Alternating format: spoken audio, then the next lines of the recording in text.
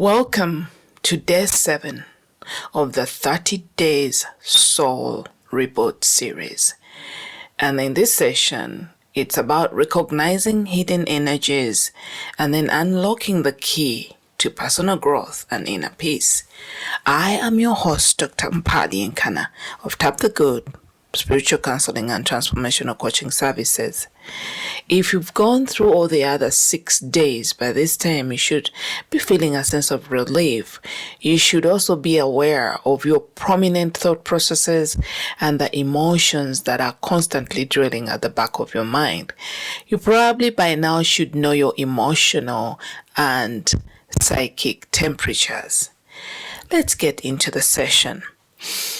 Negative influences and hidden energies can often work in the background, subtly affecting your mood, thoughts, and actions.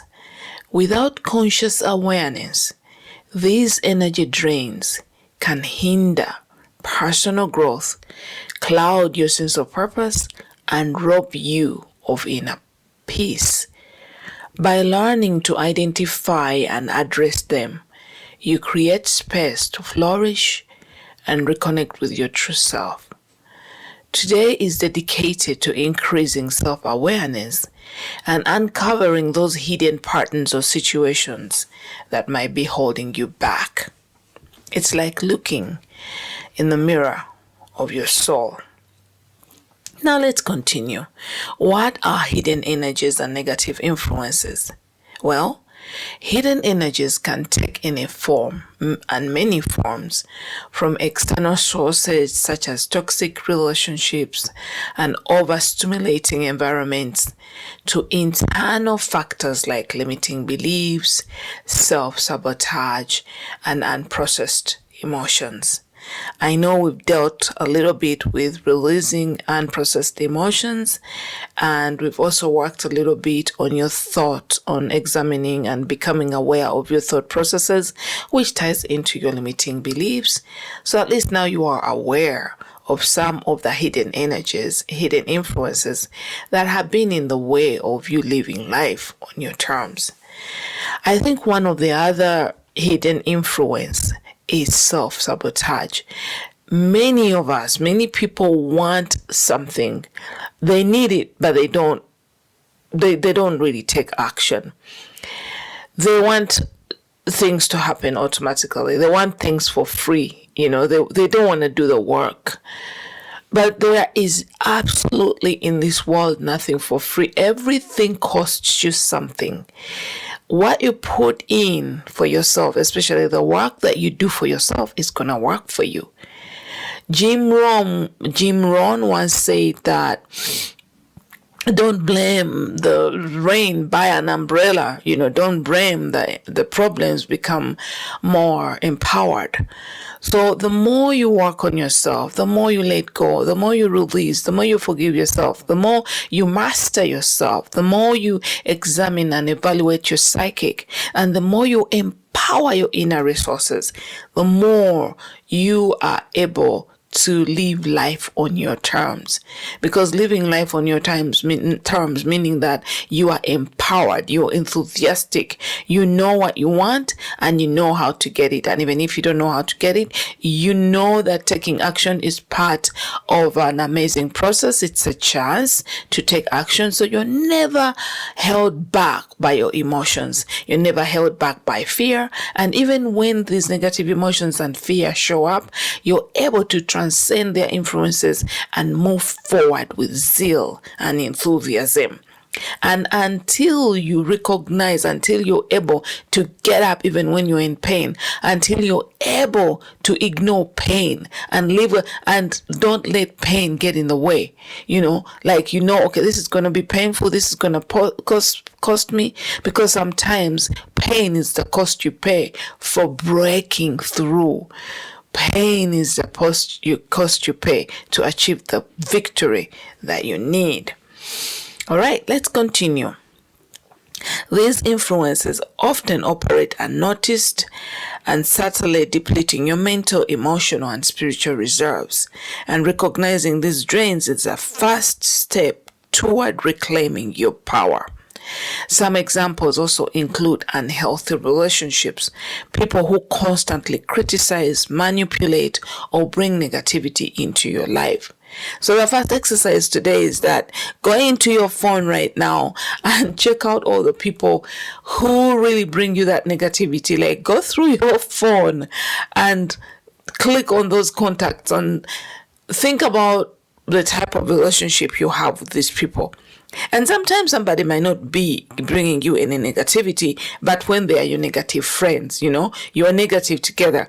When you call them, you're going to vent and you're going to dwell in negativity, and you're going to compete about who is having a more negative experience. Have you ever experienced that? I used to have a lot of friends like that. Like, we'll get on the phone and literally discuss about negative events, and then it was like a competition. Like, oh my God, are you really going through that? Or you have no idea, mine is worse. Those are the friends you should delete and block and tell them you love them and goodbye, because you don't need that for your life. And there is nothing wrong with those friends, but those are the loopholes that hold you back and position you in your negative conditioning. And then the next hidden energy is the self-limiting beliefs. Thoughts like, I'm not good enough, or I can't succeed, that sabotage your confidence. So again, write down your self-limiting beliefs. What story do you tell about yourself? How do you feel about yourself, really? What do you hate about yourself? What do you love about yourself? What are your beliefs about yourself, about life, about money, about God, about the world? What are your beliefs? Write this down and then separate those that are limiting. You will know the ones that don't feel good, or the one hold you back from taking massive action or going forward to achieve your dreams. Those are self-limiting beliefs. Any belief that is actually, most of the self-limiting beliefs we have are developed during our childhood. They are developed in our societies, in our churches, in our cultures. They are rooted in us, the cultures, in our churches, and in our upbringing. It's time for you to choose your own beliefs. And sometimes you're like, you know what? I don't want to change that belief because I'll feel separate from my tribe. Well, if your entire tribe is dwelling in poverty, in scarcity, and they believe, money is hard to get and money is for bad people, you have got to literally yank yourself out of that belief. Because if you don't yank yourself out of that belief, you'll be like them. You'll continue dwelling in poverty because you're trying to keep company and be part of a tribe that is suffering. And then unresolved emotions, which we've been dealing with, past traumas of feelings of guilt, shame, anger that weigh heavily on your heart. So maybe write a letter about your past traumas if you can remember them, and write a letter about, note down all the feelings of guilt. What are you guilty about? What are you ashamed about? What are you angry about? Write all these things down. Take your time. Your past traumas, your feelings of guilt, your shame or anger that weigh heavily on your heart. Write a list. It doesn't matter how long it is. No one is watching. Give yourself permission to really face these devils, okay? Like, go in the secret closet of your mind and retrieve all these little poisons that are holding you back. And after writing this list, set it on a little fire. Light a fire and say, you know what? I resolve you. I melt you out of my psychic. I'm no longer part of you. Thank you for serving me. It's over. Divorce them. Cross them out. And then write new positive feelings that you want to feel and new positive beliefs that you want to believe about yourself. And then the other hidden source of negative influences is your physical environment. Do you live in a cluttered space and you're always indulging in loud settings or chaotic surroundings that disrupt your sense of calm? So it's time for you to clean out. Let go of all those clothes, that you haven't worn for 6 months. Let go of all those shoes that you haven't worn for the last year, or you haven't even worn for 6 months. And you're like, you know what? I'll wear it on when I'm going out. Like, let them go. Pack them and give them away. Like, clean space. Let go of old boxes and things you've been holding on to. Sometimes, like, I used to have clothes, like, I have outgrown them and I'm bigger than them, but I'll be like, oh my God, I want to keep these clothes because when I grow slimmer, then I'll be able to wear them again. But I didn't consider the change in fashion. Like, we have to let go of the old and make room for the new. And then the other hidden energy and negative influence are energy vampires, activities or habits that consume your energy without providing any meaningful return, such as excessive social media scrolling, or worrying about the future. What activities do you indulge in that consume your energy? It could be like you have this TV show that is so negative, but it's captivating you. And at the end of the day, you start crying. You're like, oh my God, how could the actor do that? But it's you who has chosen to watch it. Okay, that's another thing. Maybe your consistency is scrolling on social media and watching what other people are doing, and then comparing yourself with them, and really taking hours. Like, there was a time when I was escaping myself. I would take hours on TikTok just scrolling and wasting a lot of time. And at the end of the day, I have nothing to show for the time. I was seated probably on the toilet seat or somewhere in the corner of the house and just literally wasting my future away. Wasting time that I will never get back. So maybe it's time to observe your own negative behaviors, your pitfalls, things that you do and that these are things I shouldn't do. These are things that are wasting my time. These are things that are negatively influencing me. And then we go to step 2, why self-awareness is essential. Self-awareness is like turning on a light in a dark room. When you bring attention to the hidden energies draining your vitality, you can take deliberate steps to address them. Without awareness, these influences may continue to undermine your well-being and prevent you from achieving your goals. Self-awareness allows you to understand the root causes of your emotional and physical fatigue. Create boundaries to protect your energy and peace, and shift from reactive to proactive behaviors that support your growth. So become aware. Just be aware, constantly aware of what's going on. Don't miss out. When you're not aware, you're always surprised. You'll be like, oh my God, I didn't know that was coming. And it's because you weren't paying attention. The clues, the universe is always sending us clues of what's going on, but we are so busy dwelling in the past or jumping ahead in the future, and then we are always surprised, just like deers caught in the limelights. All right, so step number 3, identify your energy drains. Use the following exercises to uncover hidden energies and negative influences in your life. Number 1, perform an energy audit. Take a moment to reflect on your day-to-day life. List activities, relationships, and situations that leave you feeling drained or frustrated.